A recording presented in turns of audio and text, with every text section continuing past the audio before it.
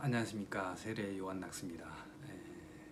제가 세례 요한낙스라고 닉네임을 진 것은 어, 우리가 어떻게 살다 보면은 그 모든 사람들이 같이 하는 행동들이 옳은 것이라고 그냥 판단되는 경우가 많아요. 어떤 문제의식 없이요. 그래서 저는 좀 여러 가지 자료들을 찾아보고 또 제가 30대 때는 국내 그 출연연 기관이라고 하는 좀 큰 기관이 있습니다. 거기에서도 근무를 좀 했었고요. 그리고 지금은 의료기 회사에서도 연구소 쪽에서 근무를 좀 하고 있습니다. 계속 물 관련해서 연구를 그동안 쭉 해왔었고요. 그것을 바탕으로 여러분들께 이제 이런 정보를 조금 공유해 보려고 합니다. 첫 번째로는 제가 오늘 좀 주제로 다뤄야 될 거는 제가 이제 아이를 낳아서 아이를 키우다 보니까 어떤 의문이 들었냐면요. 염소 소독, 그러니까 수돗물의 염소 소독이 과연 아이들에게 어떤 영향을 줄 것인가 하는 그런 문제를 가지고 자료를 찾아본 결과를 가지고 얘기를 해드리겠습니다. 수돗물에 염소가 들어가야 되는 것은 어쩔 수 없는 일입니다. 왜 그러냐면 우리 생각해 보십시오. 물이라고 하는 게 수로를 통과해서 배관을 통과해서 우리 집까지 오게 되는데 그 배관이라고 하는 게 어둡고 아무리 정수장에서 물을 걸렀다고 하지만 그 안에는 영양염류라든지 미생물이 살기 좋은 그런 어떤 영양분이라든가 환경을 가지고 있어요. 그 환경 속에서 미생물을 억제하는 방법은 제가 생각할 때는 두 가지밖에 방법이 없어요. 하나는 뭐냐면 영양원을 차단하든지 아니면 소독약을 넣는 방법인데, 영양원을 차단한다는 것은 중류수급의 물이 흘러야 된다는 얘기죠. 그건 거의 불가능에 가까울 것 같고요. 두 번째는 소독약을 넣는 거죠. 첨가하는 방법인데 소독하는 방법 중에 한 두 가지 정도가 있어요. 하나는 뭐냐면 오존 소독이 있고요. 하나는 염소 소독이라는 게 있어요. 근데 염소 소독은 어떤 장점을 가지고 있냐면 물에 염소가 녹게 되면 염소가 물에 잘 녹아요. 보통 한 물 질량 대비 한 10%까지 녹기 때문에 굉장히 잘 녹는 기체로 분류되는 거죠. 하나는 오존으로 하는 방법이 있어요. 오존은 상당히 그 살균력이 강력합니다.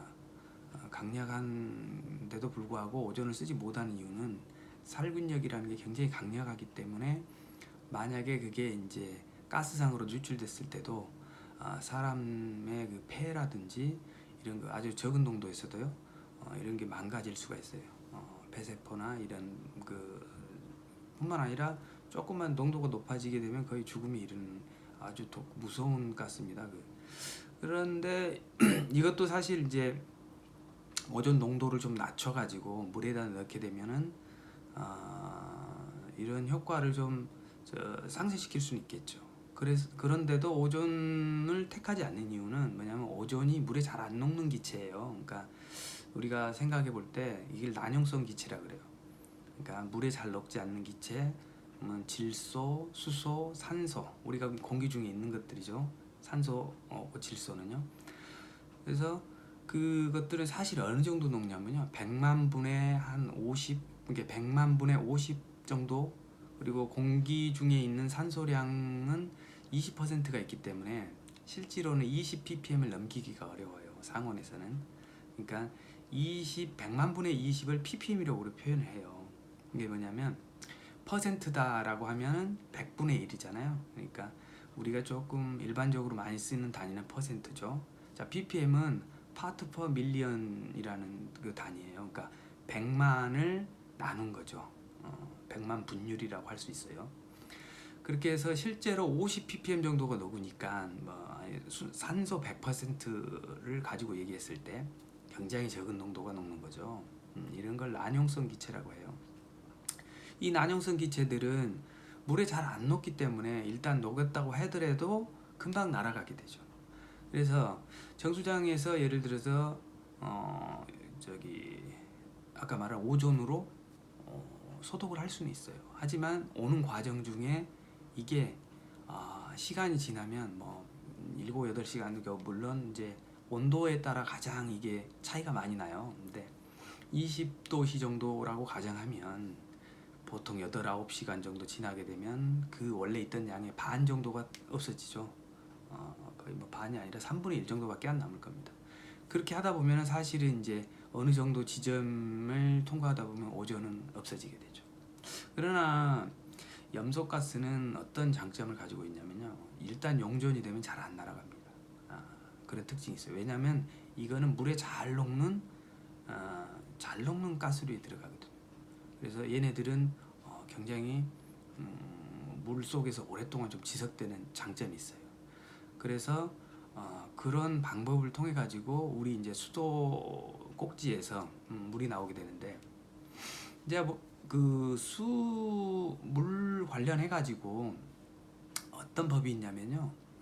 우리 그 염소를 그런다 해서 무진장 높게 쓸 수는 없잖아요. 그래서 우리 보통 수도 꼭지에서 보통 얼마 정도 검출돼야 되냐면 0.1 ppm 정도가 검출돼야 되는 거예요. 그러니까 쉽게 말하면 1000만 분의 1 분율이죠.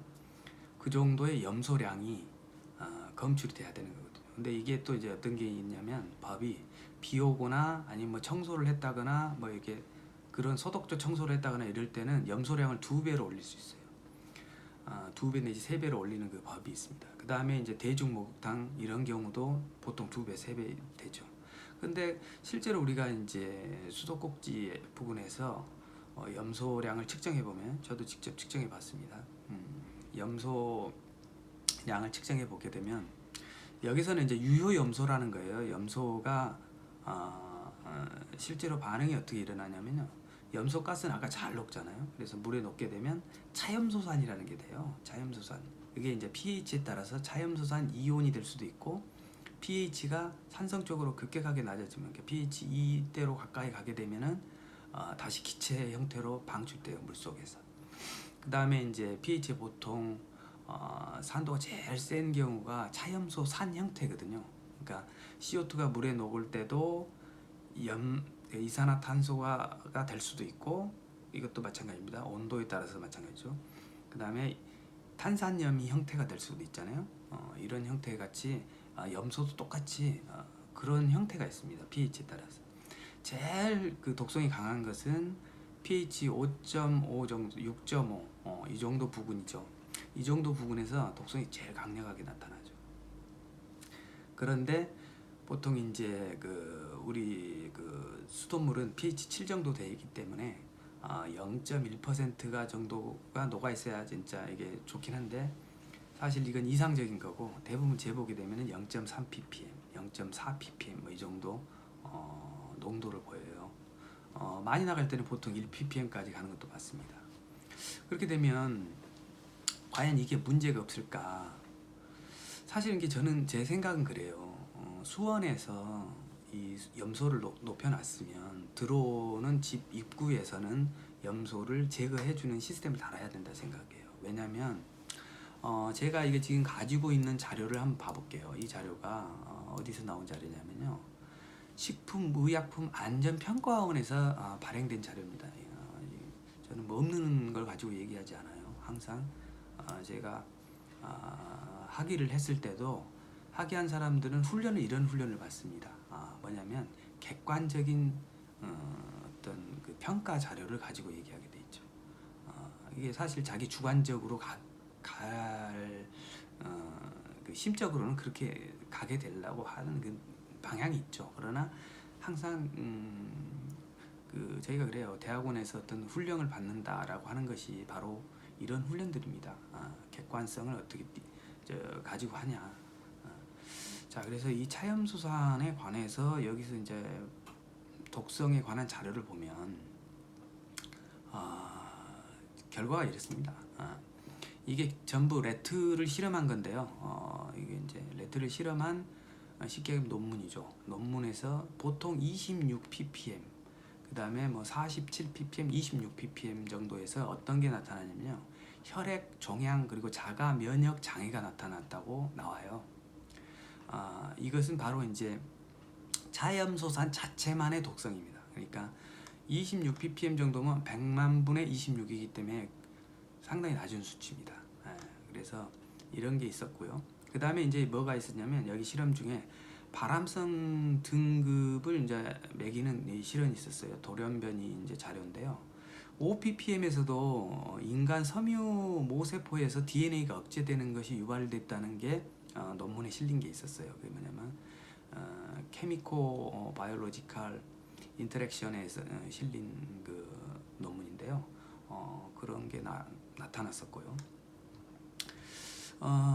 결과적으로 봤을 때 차염소산 자체도 뭐랄까요, 돌연변이를 일으킬 수도 있고, 그 다음에 이제 다시 돌연변이가 일어났을 때 복구하는 메커니즘에서 그걸 방해하는 그런 것도 관찰됐고요.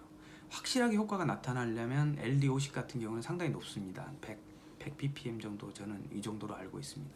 LD50이라고 하는 것은 이제 반치 사용량이라고 해서 100마리의 쥐를 갖고 시험했으면 50마리가 죽는다든지 50마리가 죽는 그 농도를 말합니다.